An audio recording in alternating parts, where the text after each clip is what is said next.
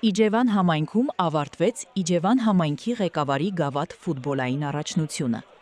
Մրցաշարին մասնակցելու հայտ էին ներկայացրել խոշորացված համայնքի 7 բնակավայրերից թիմեր, հանդես գալով 35-ից բարձր տարիքային խմբում։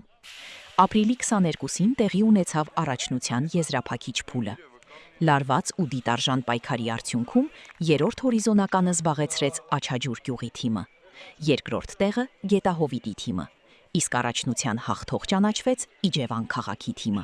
Նպատակը Իջևան համայնքում ֆուտբոլ մարզաձևի մասսայականացումը, հավելեմ նաև, որ Հայաստանի ֆուտբոլի ֆեդերացիան, Նիկան ֆուտբոլային ակումբը բազմաթիվ բազմապրոֆիլ միջոցառումներ են ձեռնարկել ամբողջական տարվա ընթացքում, եւ սա այդ միջոցառումների շարունակությունն է։ Այս պահին նաև զուգահեռաբար Բերդ խոշորացված համայնքի ղեկավարի գավաթ մրցաշարն անցնում, որտեղ արդեն 4 տուր անցել է։ Սրանով փորձում ենք հնարավորության սահմաններում եւ բնակավայրերը եւ